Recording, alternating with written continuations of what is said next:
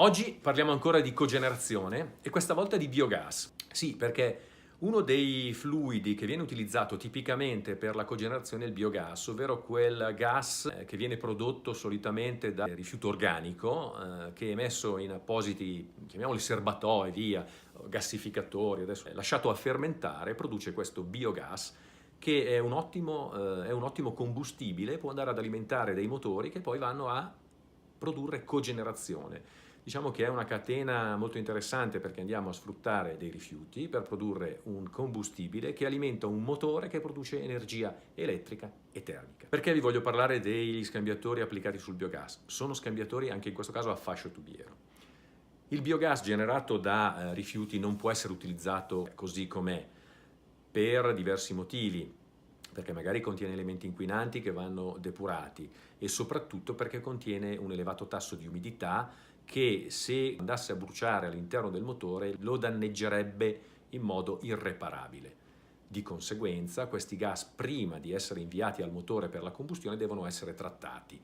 Non entro nel merito del trattamento chimico perché non mi compete, io parlo di trattamento termico. Quello che si fa tipicamente è la deumidificazione di questi gas, ovvero questi gas che solitamente si ritrovano a una temperatura attorno ai 34, 35, 40 gradi più o meno, vengono raffreddati ed umidificati tramite un ciclo che comprende un gruppo frigorifero, che solitamente lavora a temperature molto basse, parliamo di 0 gradi centigradi, e uno scambiatore a fascio tubiero. In questo scambiatore a fascio tubiero nel mantello passa il fluido freddo a 0 gradi centigradi, nei tubi, che sono tipicamente tubi dritti scovolabili, anche in questo caso per facilitarne la pulizia, perché questo gas non è perfettamente pulito e quindi nel momento in cui passa potrebbe lasciare delle particelle, e in più c'è un altro fatto, c'è il fatto che deve condensare, quindi l'umidità che c'è all'interno deve poter drenare completamente a fine ciclo.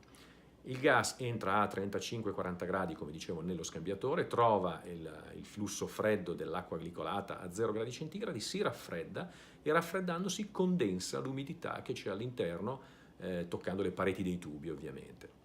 Questa umidità viene poi raccolta all'uscita dello scambiatore da appositi separatori di condensa che sono, la faccio breve, dei bidoni con delle guardie idrauliche che servono per tenere la pressione, ma comunque sono dei grossi separatori di condensa che separano proprio questi liquidi, diciamo così, la condensa generata dal biogas dal gas, che poi viene indirizzato tramite una soffiante al motore.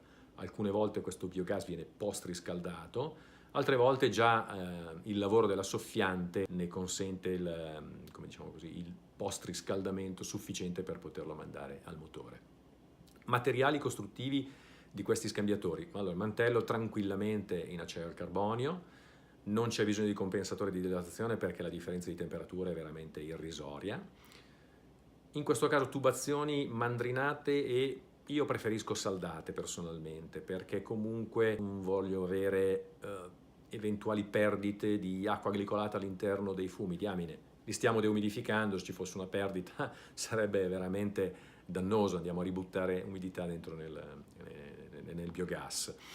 Tubazioni, allora, testate possono essere tranquillamente in acciaio al carbonio, tubazioni in rame. Alcune volte li si realizza completamente inox, quindi testate tubi inox, quando questi biogas contengono magari dei prodotti che sono aggressivi nei confronti del rame o dell'acciaio al carbonio. Solitamente sono scambiatori abbastanza lunghi che permettano di stare al biogas all'interno dello scambiatore il tempo sufficiente per poter condensare completamente tutta l'umidità. Che ne dite? Interessante, vero?